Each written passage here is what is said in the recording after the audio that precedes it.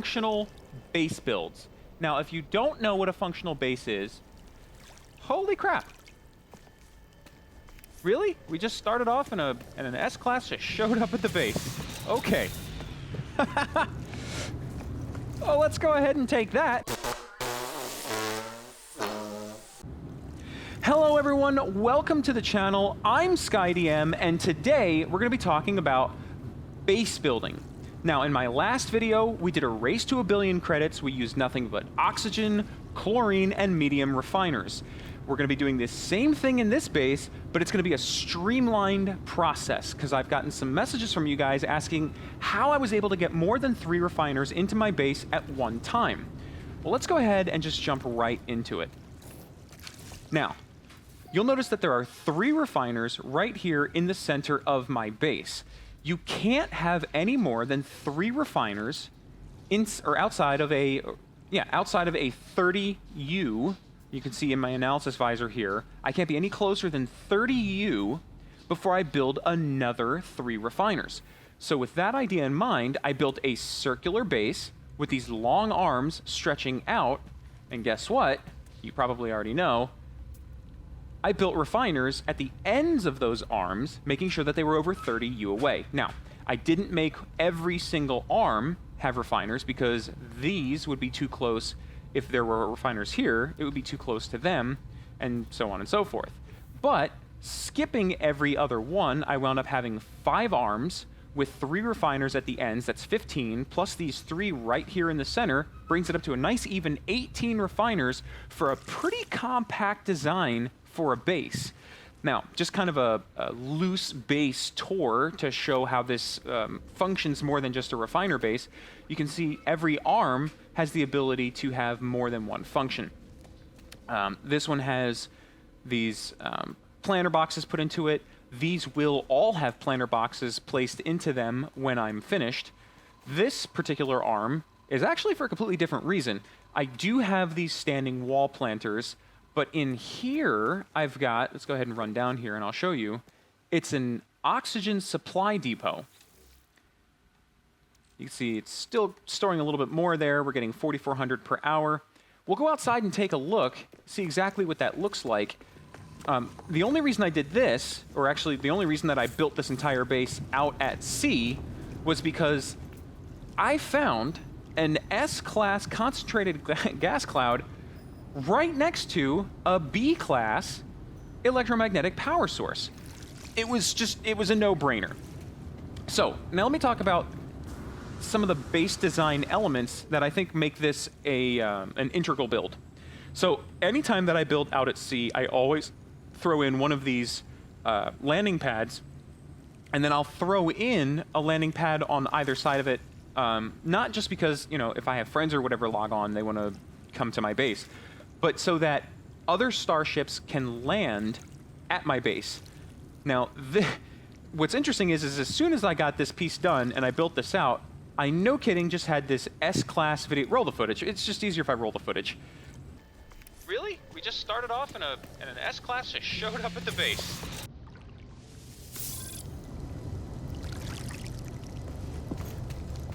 Well, that's awesome.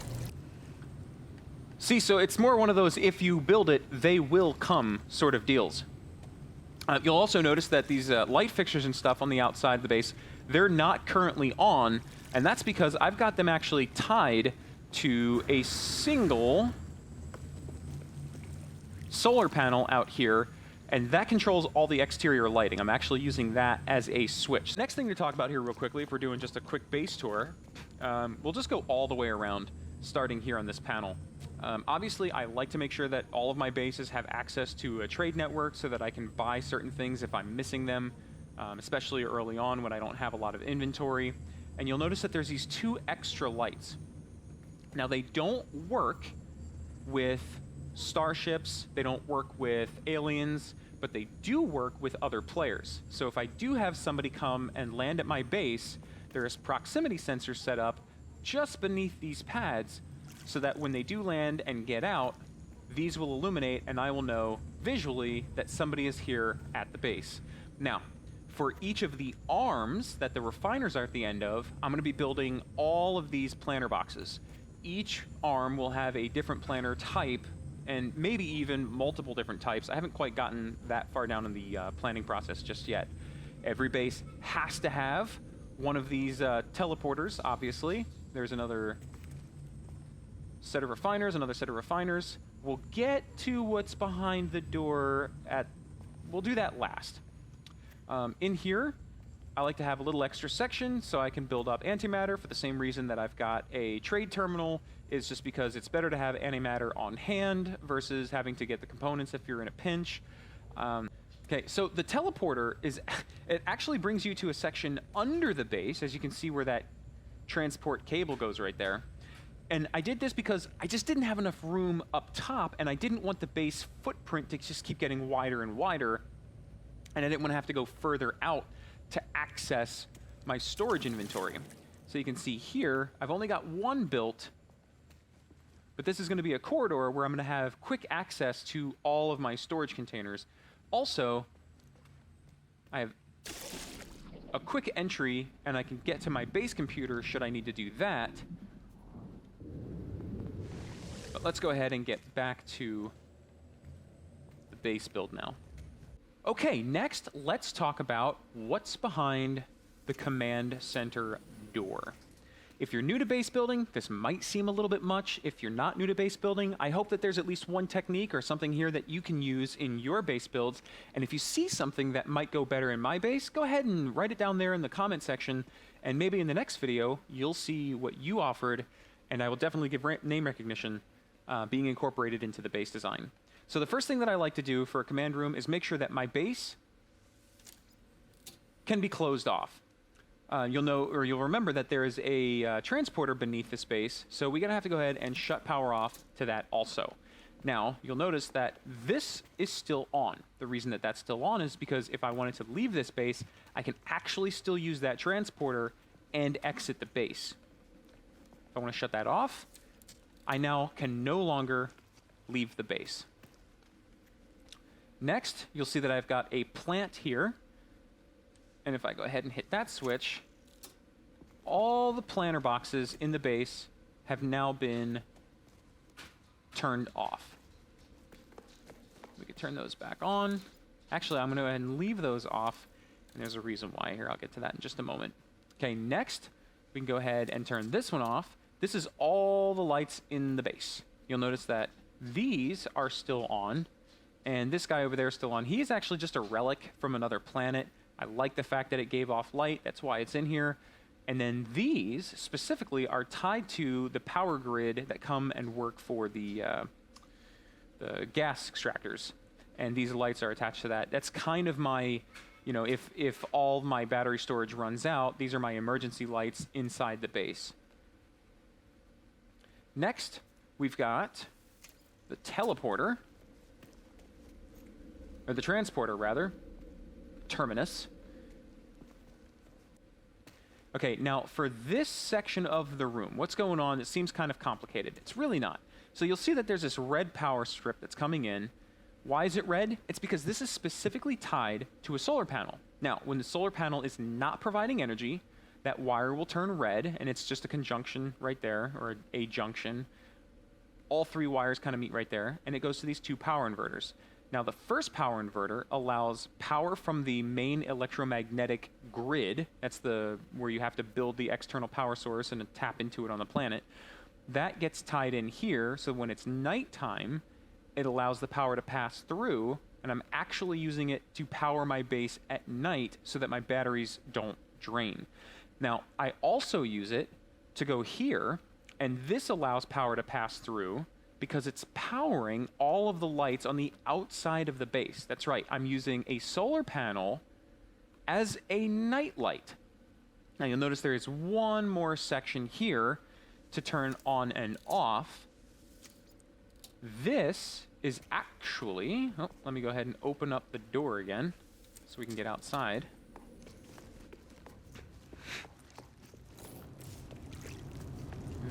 That one switch is actually tied to the sign up top. Now, if I wanted to turn off all the lights outside,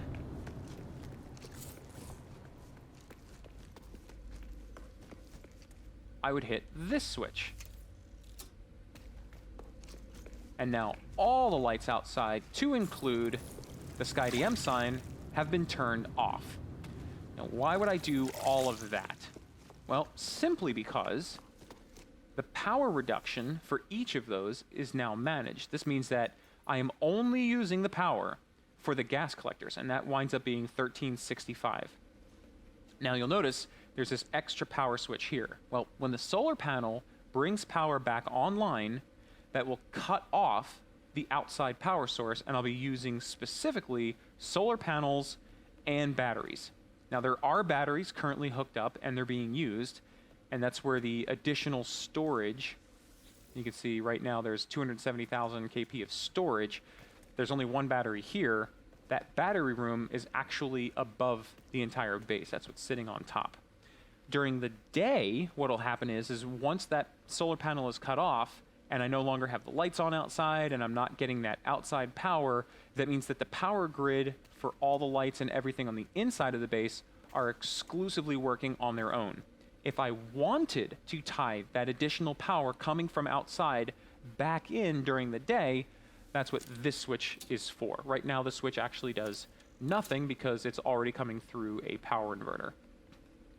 Now, the reason that I have a power reactor here, the biofuel reactor, is because when I first start doing the base build, these things are really cheap to make, and while I'm building out the batteries, I can use this as a backup if I build something that's a little bit too power hungry early on.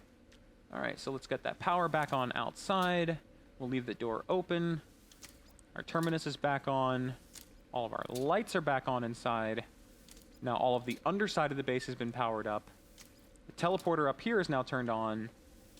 And all of our plants are now up, running, and healthy on the inside of our base.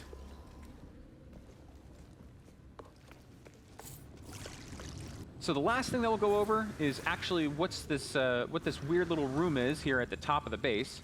Now you see I've got all of my solar panels, their wiring comes into this room. And if you can't already hear it, the battery's charging up. This is the battery room. It's not just the battery room. You'll notice that there's this light on the floor in here. That's not to help me see. Actually, in the room that's below us, I've got a ceiling light, actually this ring light, attached to the ceiling. But these do not have wiring hookups. The only way to get these lights powered in a non-prefab building is to have the base be very close to something else that is being powered. So with this light up here, with this connection right here, the light beneath gets the power from it. Now I also have, you can see there's an extra line that's going down, and that's just because I've got extra lights hanging from the center of even that. But that is the base in a nutshell. Thank you guys for sticking around to the end. I've been skyDM. This was Base Fundamentals. If you found anything useful, please go ahead and just put it in the comments down below. Like, subscribe, and I'll catch you in the next one. skyDM over and out.